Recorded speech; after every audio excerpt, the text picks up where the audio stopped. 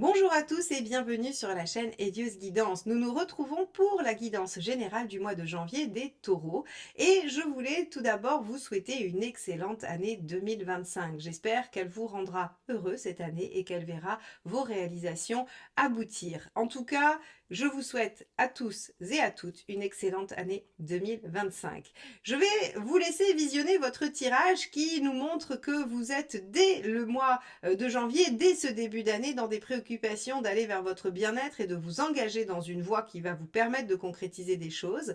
Donc je vais vous laisser regarder les conseils, les pièges dans lesquels il ne faut pas tomber, mais avant, bien évidemment, vous en avez l'habitude, je vais vous demander de vous abonner si ce n'est pas fait, car c'est ainsi que la chaîne grandit, se développe, que je peux continuer à vous proposer ces guidances. Et je vais également demander à ceux qui sont déjà abonnés de liker, commenter et partager ces vidéos afin d'améliorer leur référencement.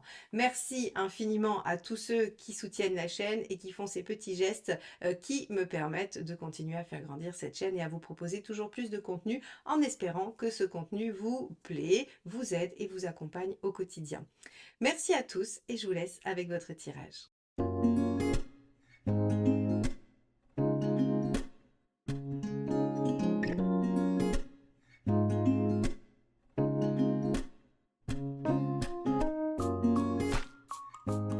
Regardons ensemble quel est l'arcane majeur qui va dominer votre mois de janvier, les taureaux. Allez, c'est parti.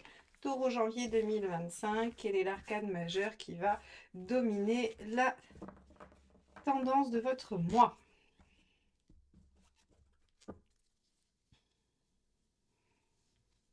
Allez, ce sera celle-ci qui est le jugement. Alors avec le jugement, on va faire une période de bilan. Le passé se représente à vous ou vous reconvoquez le passé et vous essayez de faire le point. Est-ce que ce qui existait avant dans votre vie était positif, négatif? Que souhaitez-vous en faire? Le jugement est vraiment une période où on se pose et où on regarde les choses. Alors encore une fois, soit vous êtes actif dans cette démarche-là et c'est vous qui repensez aux choses du passé, qui les reconvoquez, vous rappelez quelqu'un, vous reconsidérez une situation, ou bien c'est cette situation qui se représente à vous sous une forme ou sous une autre, par forme d'expérience, de personne, et vous êtes amené à devoir statuer et faire un bilan. Alors on va regarder tout de suite comment tout ceci se manifeste clairement dans votre mois. Allez, c'est parti. Les taureaux, quel est votre état d'esprit? Allons voir ça. État d'esprit des taureaux sur ce mois de janvier. Hop, on a le 7 de denier. Alors le 7 de denier nous dit que vous avez envie de déployer un potentiel, que vous avez envie probablement de récolter les fruits de quelque chose. Alors d'une situation du passé que vous reprenez, ça pourrait être un ancien rêve, un ancien projet, une ancienne relation, ça pourrait être plein de choses que vous voulez aller déployer, que vous voulez peut-être maximiser ou en tout cas aller en explorer le potentiel, ça c'est sûr. Ok, on va regarder qu'est-ce qui vous préoccupe dans cette situation.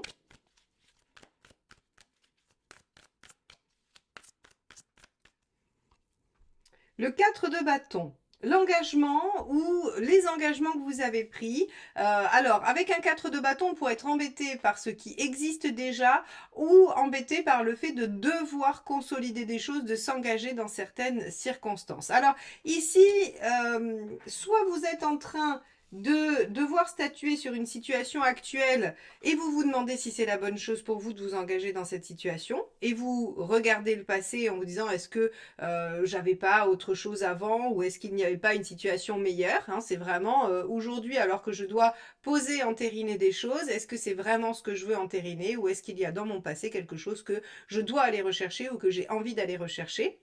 Ou est-ce que ce passé se représente au moment où vous avez à vous engager? Encore une fois, hein, c'est à double mouvement, c'est soit vous, soit la situation qui revient se présenter. Quoi qu'il en soit, il y a ici une question de poser des bases de quelque chose. Et est-ce que vous voulez reposer les bases par rapport à un potentiel passé ou est-ce que le fait de poser des bases aujourd'hui vient vous questionner sur ce qui existait avant?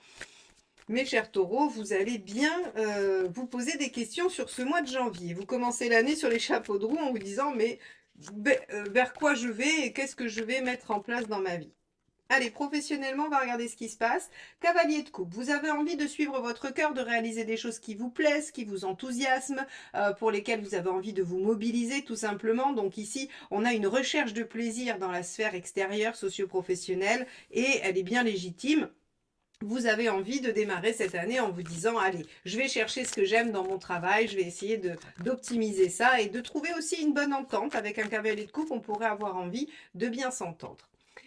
Alors, avec l'arcane 6, on est vraiment sur les choix, le plaisir au travail, le bien-être au travail. Vous voulez vous offrir des conditions idéales pour vous sentir épanoui en ce mois de janvier. Et peut-être que vous êtes en train de reconsidérer certaines choses pour savoir si, eh bien, vous ne devriez pas remanier certains aspects de votre vie professionnelle. Alors, je ne peux pas ne pas dire que pour certains, il y a le potentiel d'une rencontre dans le milieu du travail. Évidemment, avec un cavalier de coupe et amoureux dans la sphère professionnelle, on a aussi certains taureaux qui, au-delà de chercher du bien-être au travail, le trouveront dans des relations harmonieuses ou pourquoi pas dans des rencontres sentimentales, affectives.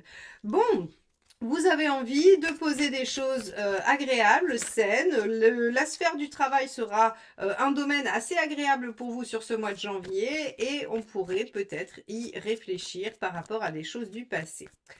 Allons voir ce que nous dit l'aspect matériel. Le 4 d'épée, vous réfléchissez à la meilleure stratégie. Alors avec un 4 d'épée, encore une fois, on va être sur quelque chose qui prend du temps, de la réflexion et qui n'est pas du tout dans l'action.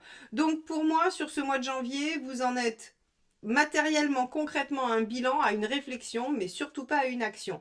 Ici, peut-être que sur le plan professionnel, il y a des événements, des choses qui se passent et qui vous amènent à réfléchir concrètement à comment faire. Ok. Alors c'est vrai que si vous rencontrez quelqu'un avec qui vous vous entendez très bien au travail, avec qui il y a des sentiments naissants, vous pourriez peut-être vous demander comment faire, comment concilier ça. Je suis par ailleurs en train peut-être de m'engager dans une voie, dans un projet. Est-ce que ces choses pourraient ne pas remanier un peu mes projets? Alors, ici, quand je vous dis vous engager, je vais vous donner un exemple. On pourrait imaginer tout simplement que vous rencontrez quelqu'un alors que vous êtes en train de vous engager avec quelqu'un d'autre. C'est pas forcément ça. Vous pourriez, puisque le bâton touche tous les domaines de vie, vous pourriez peut-être avoir un projet de déménagement, de partir vivre à l'étranger et vous rencontrez quelqu'un au travail avec qui ça matche bien et vous ne savez pas si finalement vous allez finaliser ce projet, si vous vous engagez dans ce projet ou si vous ne reconsidérez pas les choses à l'image du jugement. Vous voyez, on a vraiment en fait plusieurs possibilités. Il est question ici de reconsidérer quelque chose. Alors, on va justement aller voir dans les relations ce qui s'y passe. On a le 2 de coupe. Bon, là, c'est vraiment un mois très favorable à la vie relationnelle, aux rencontres, à l'harmonie, à quelque chose qui pourrait se déployer. Alors, à l'engagement aussi, hein, un 4 de bâton avec un 2 de coupe, on a un engagement affectif. On peut faire des promesses, on peut faire des projets, on peut décider de construire quelque chose. Bon. Et la deuxième carte, c'est le 5 de denier. Attention à vos peurs. Ah, très bien. Alors, ici, c'est assez limpide que le jugement va venir en fait parler de vos peurs. En tout cas, il pourrait. Ici, on voit qu'il y a des choses pour lesquelles vous pourriez vous décider, vous engager, et notamment vous engager par rapport à ce qui vous tient à cœur, ce qui vous plaît, ce que vous aimez, relation ou autre.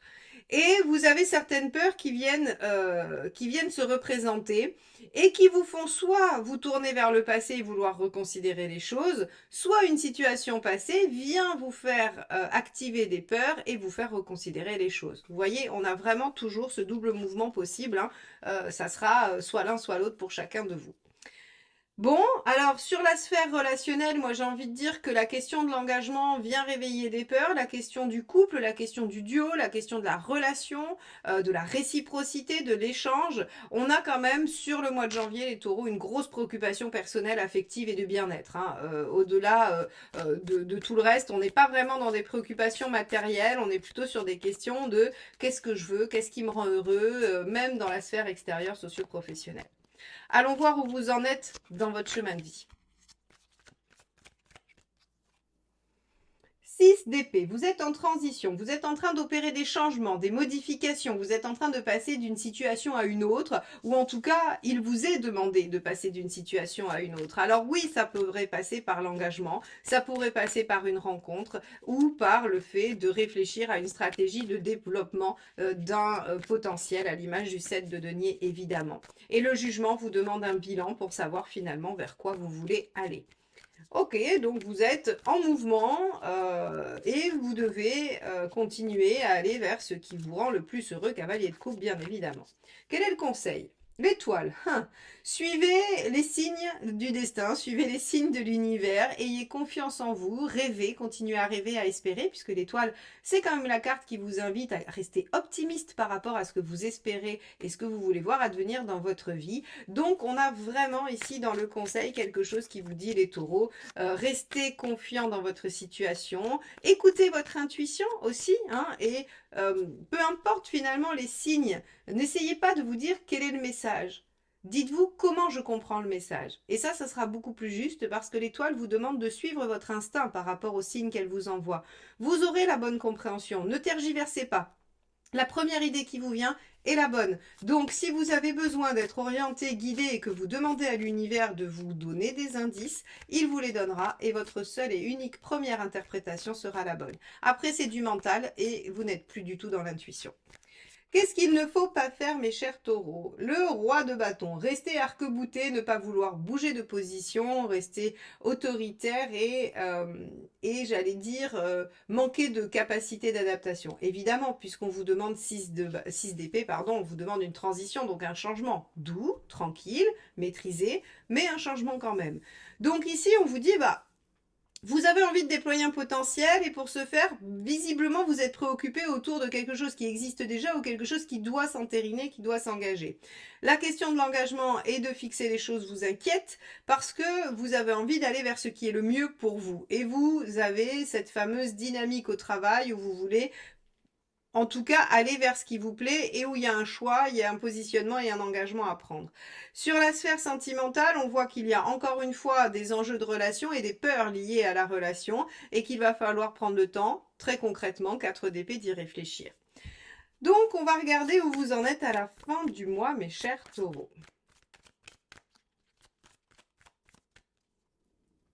L'empereur. Ah, alors, l'empereur, très bien, il s'engage, il entérine les choses, c'est-à-dire ce qui vous préoccupe. Qu'est-ce que je vais poser? Qu'est-ce que je vais engager? Qu'est-ce que je vais entériner? Eh bien, à la fin du mois, vous avez la réponse puisque vous le faites. Hein. L'empereur vient s'engager, vient faire perdurer les choses, vient poser des bases. C'est du 4, comme ici le 4 de bâton. Donc, j'ai envie de vous dire, bah, vous avez votre solution à la fin du mois, prenez le temps d'y réfléchir, soyez bien sûr et certain que ça vous emmène là où vous avez envie d'être. Sinon, reconsidérez les choses, prenez des décisions, tranchez, engagez-vous là où votre cœur vous porte et non là où vous vous sentez obligé d'aller.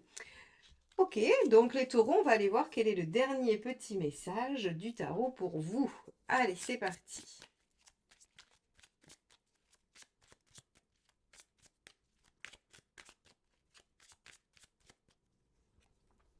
Cavalier de denier, je fais preuve de persévérance et de détermination dans ce que j'entreprends, je fais tout pour atteindre mes objectifs.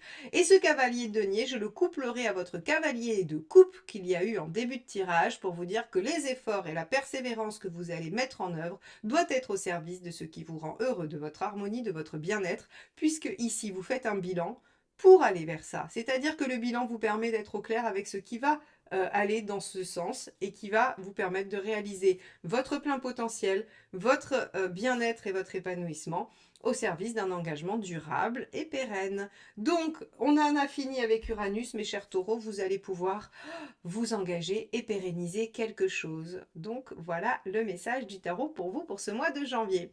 Il ne me reste plus qu'à vous souhaiter un excellent mois de janvier pour vous remercier pardon, de m'avoir écouté jusque-là et de vous dire à très bientôt pour de nouvelles guidances. Bye bye.